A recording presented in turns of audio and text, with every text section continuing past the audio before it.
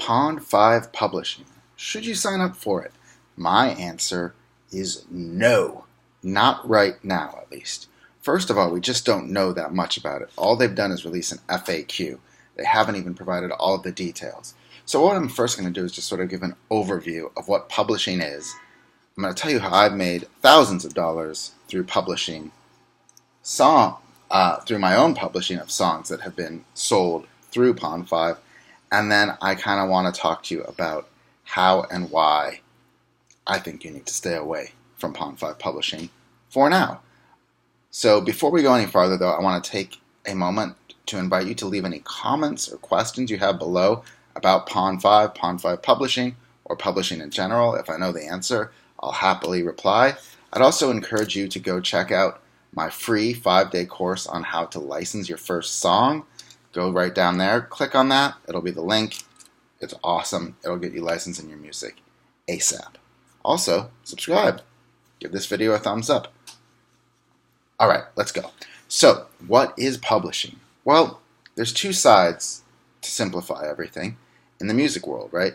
First, there is the sync license, which is what Pond 5 is selling. They're in the business of saying, buyer or client, let's use the term client, client buys your song and they pay Pond 5 as a middleman for the right to that song. Pond 5 then splits the revenue of that, 35, 65, and then that's the end of that transaction. You get your upfront fee, the buyer goes away and uses the song however they want. But publishing adds an additional layer on that, because if the buyer or the client uses the song, for example, for TV, maybe for a movie, maybe for some radio broadcasts, it's considered a public performance. And this then, in most countries, or maybe all, but I'm just going to talk about America here because that's the only thing I really know about. This then entitles the songwriter to what's called a publishing royalty. And so a publishing royalty is actually consists of two parts. There's the writer's share and there's the publisher's share, which kind of makes it confusing. So the way it'll work is, let's say the client who purchased the song from Pond 5 then decides to use your song in a TV show. When that TV show is airing, basically they file what's called a cue sheet, CUE, with a performing rights organization like BMI or ASCAP. Then the TV network on which the show was broadcast pays an annual license to BMI and ASCAP. A big, big, big chunk of change. And you are allocated a portion of that big chunk of change based on how often your song is played. So these performance royalties aren't coming from Pond 5, and they're not coming from the client. They're coming from the TV network to the performing rights organization like BMI. So that's a really important thing to understand. By default, this process doesn't have anything to do with Pond 5. Now, what you normally do, the way I've done this, the way I've made my money through publishing, is every time I upload a song, I go to BMI's website, having joined at BMI, which is free, bmi.com, and I register my song. Then, theoretically, if a reputable party is using my song on TV, they file a cue sheet. That goes to BMI, and BMI pays me that chunk of my allocation of the big money they're getting from the network. And so, as I said, there's two parts to this amount of money that BMI is paying me. The writer's share, the songwriter's share, and the publisher's share, which is basically the person that's handling all this back and administering it. So let's say I got $1,000, my song generated $1,000 total worth of royalties. $500 of that would be my writer's share, and $500 of that would be my publisher's share. That's sort of the way it's been working for me up until now. What Pond 5 is proposing to do, although again, a lot of details are unclear, is that they will now become your publisher for the songs that are on Pond5, and they'll register them, or one of their agents will register the songs with BMI, and they'll change the title that they register it with BMI to like from Happy Song to Happy Song P5, so that if that song is published, Pond5 gets the 50% of the publisher's share. So they'll take care of registering the songs for you. The other thing they're going to do, they say, is they may be able to contact the writers the clients that purchase the song, because they never let you know.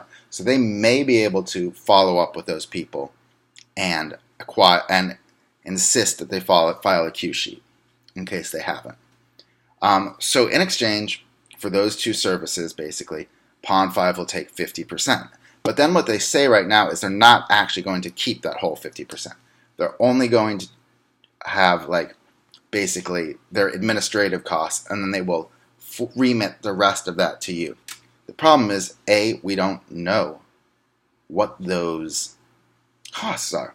Are they going to take 15%? Are they going to take 40%? It's really important to know how much of a chunk that is, because that is, you could be giving up hundreds or thousands of dollars.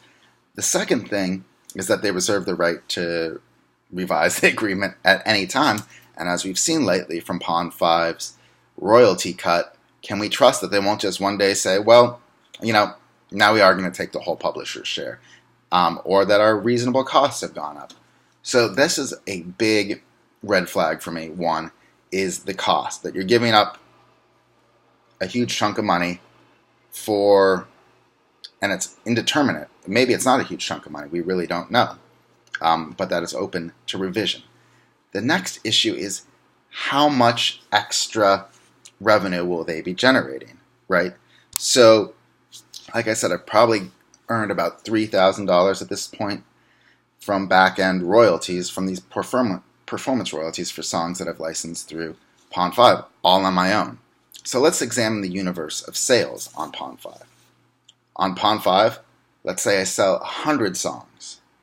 Of those 100 songs, how many are actually going to be used on TV? Maybe 2? Maybe 3? I don't really know the answer to that. But a very small minority of those songs will be used in a way that generates a publishing royalty. Now, of that percentage of songs that are used on TV,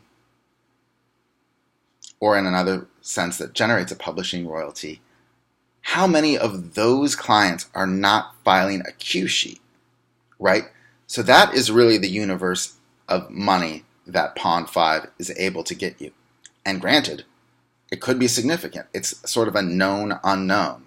You don't know. So let's say for every 100 songs you sell every 100 times you sell a composition, a recording on Pond5, 3 of them make it onto TV. And 2 of those people do what they're supposed to do and file the cue sheets without being prompted.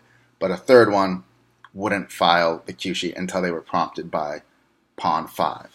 Well, then maybe it is worth your time, because my biggest placement is literally, of those $3,000, probably $2,800 is all from, or more, is all from one song being played a lot on one show. So theoretically, maybe it's worth 15% to capture, giving up 15 or 20% of what you earn to capture all those sales, because it expands your pie. Again, this is a known unknown.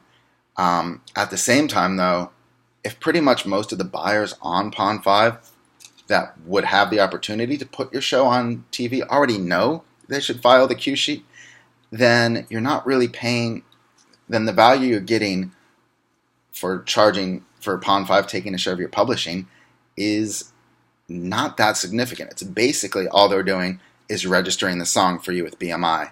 And once you get this down, if you know what you're doing,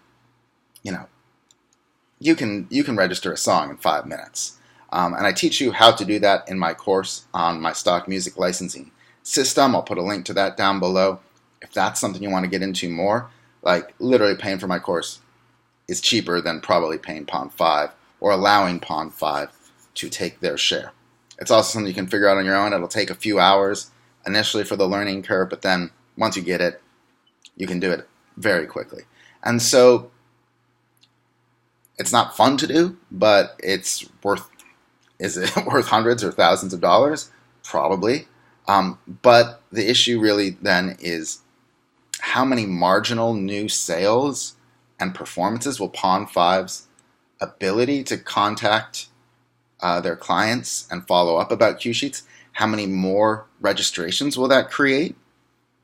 Will Pond5 actively and vigorously pursue that if they don't have a financial incentive to do that? And how much is the standard administrative fee? These are all just unknown at the moment, and so I say don't sign anything until then. Not legal advice, just my own opinion. I'm not signing it. And here's the other thing, is that once your songs are registered with Pond5 Publishing, you can stop having Pond5 Publishing work for you on the Pond5 platform. But if someone purchased that song and went ahead and started making money, that will be through Pond5 Publishing forever, in perpetuity. So like if I was using Pond5 Publishing and it got registered and the song is now going to be on an episode of TV and that TV show goes into syndication, for the entire life of that song, it will be going through Pond5. And maybe their standard administrative fee changes. So that's my 2 cents on the Pond5 Publishing. I do not recommend it at all right now.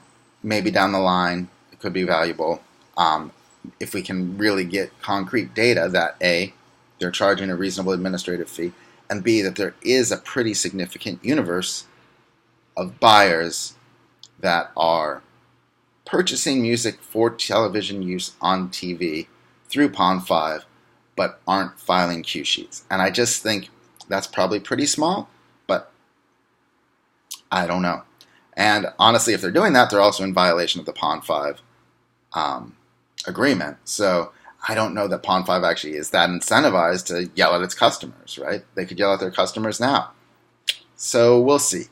But I hope you enjoyed this. Please, like I said, leave any questions or comments you have below. And just remember to keep pursuing your passion, because this dream of music that you have in you is never going to die.